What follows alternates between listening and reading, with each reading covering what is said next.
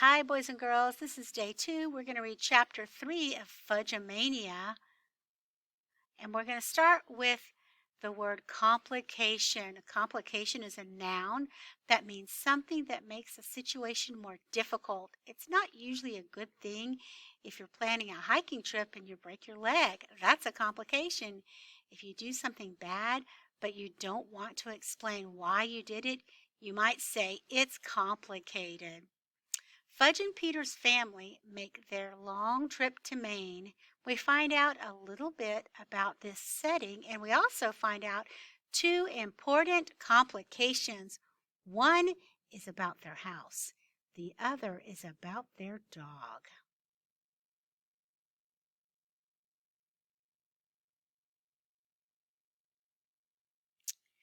The most disgusting of them all, Chapter 3. It took 10 hours to drive to Southwest Harbor, Maine. 10 hours in the back seat of an old Blazer with Fudge, Tootsie, Turtle, and Uncle Feather, who wouldn't shut up. Some minor birds don't talk at all, but Uncle Feather's not one of them. He'll repeat anything you say. Finally, I dropped the cover over his cage, hoping he'd think it was night time. Go to sleep, stupid, I told him. Stupid is one of his favorite words. But that didn't work either. Go to sleep, stupid, he chanted, until even Turtle lost patience and started barking. Grandma is really smart, I thought. She's flying to Maine. As we got closer to our destination, Mom started reading to us from a guidebook. Southwest Harbor is on an island called Mount Desert. She pronounced desert. Ice cream, cookies, brownies, and pudding, Fudge sang. Mom kept right on reading. I don't know why she thinks Fudge pays any attention to her lectures on history. He hears only what he wants to hear. Everything else goes right by him. Founded in 1905, the town of Southwest Harbor. You call this a town, I thought, as we drove through it. There was one street with a couple of shops, and that was about it. But I could tell Mom was really excited. She put down her guidebook and smiled at my father. Oh, it's so quaint, she said. Isn't it quaint, Warren? My father smiled back and said, It's perfect, honey. Fudge chucked Tootsie under the chin. It's perfect, honey, he said, imitating my father. Then Uncle Feather started, Honey, honey, honey. For some reason, Tootsie thought that was wildly funny, and she laughed till she got the hiccups. Mom passed a bottle of water to the back seat, and I stuck it in Tootsie's mouth. Take a left turn here, Warren, Mom said to Dad. We turned onto a dirt road, then pulled into a gravel driveway and parked in front of an old, weathered wooden house.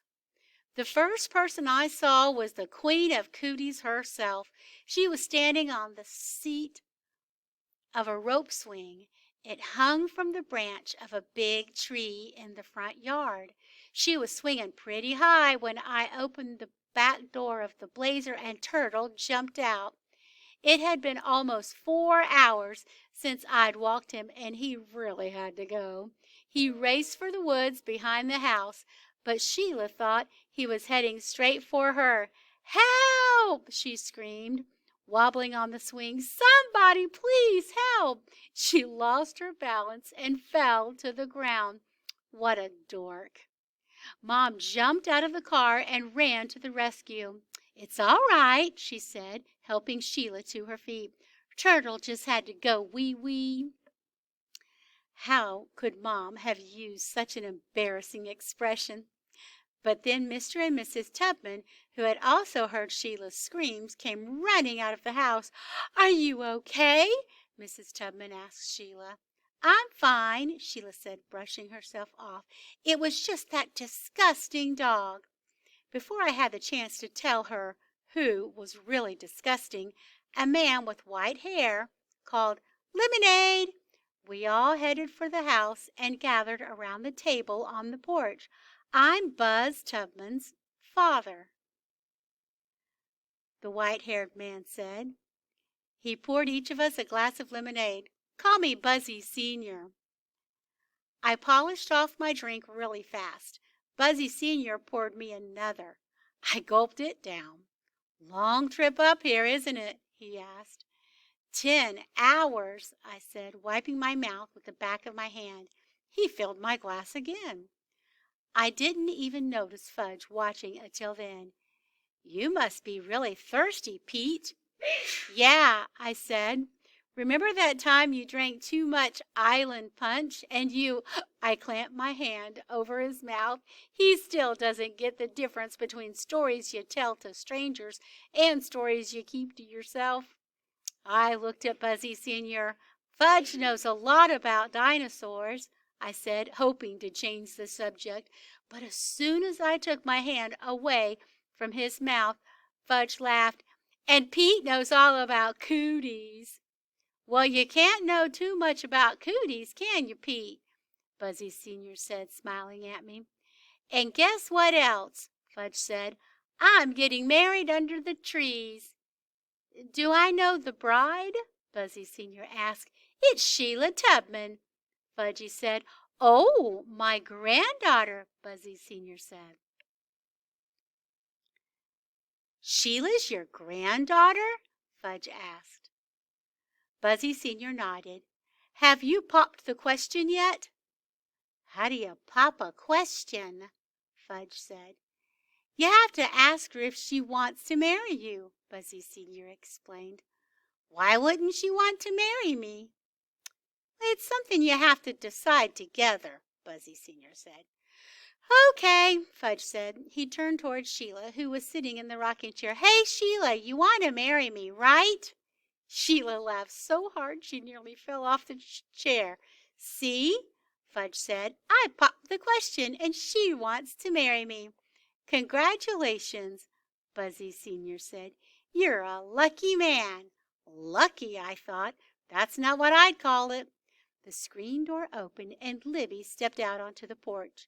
Libby's Sheila's older sister. She's almost 16, but no one would make that mistake of calling her sweet. She was carrying a small white and brown puppy. Sheila jumped. I expected her to run for her life. Instead, she cooed, "Oh, my baby, my precious furry baby," and she kissed the puppy about 20 times. You have a dog? I asked. Yes, Sheila said proudly. Her name is Jake, and we got her. Isn't she adorable? I thought you were afraid of dogs. She is, Libby said. I'm not afraid of Jake. She's afraid of dogs in general, Libby told me. This is so unfair, Sheila said. But it's true, isn't it? Libby asked her in her most obnoxious voice.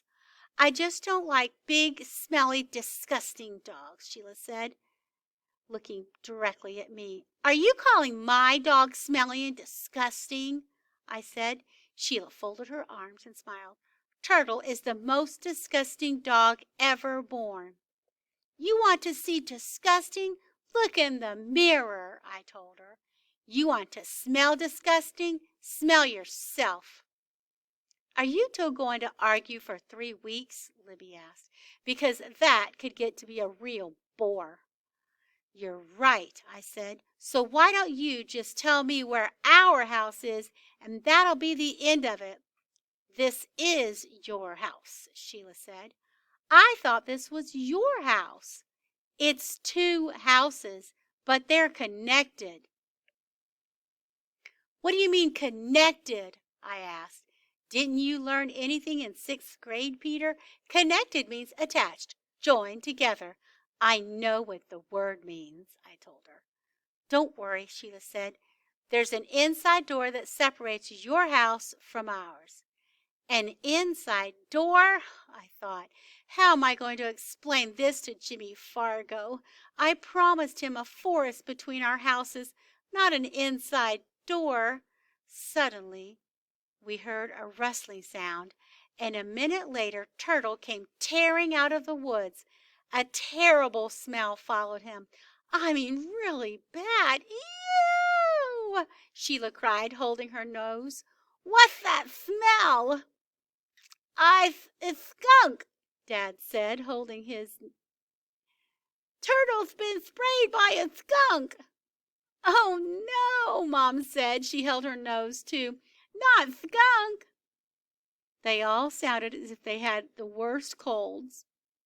I would have laughed except for the smell. It was so strong I had to hold my nose just like the rest of them. This is too nauseating for words, Libby said, grabbing Jake and running back into the house. Do something, Peter, Sheila yelled. What am I supposed to do? He's your dog, isn't he? Let's not panic, Mr. Tubman said. Let's think this through in a logical way. This isn't the time for logic, Mrs. Tubman said.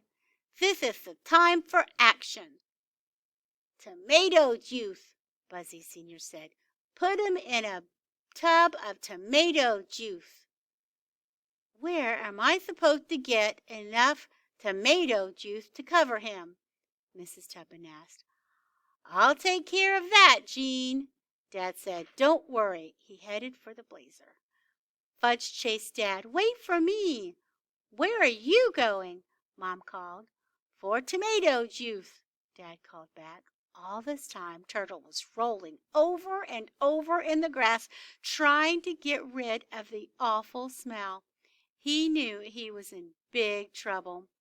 I always knew your dog was smelling dog and the smelliest dog in the entire world, Sophie said, and this proves it. For once, I agreed.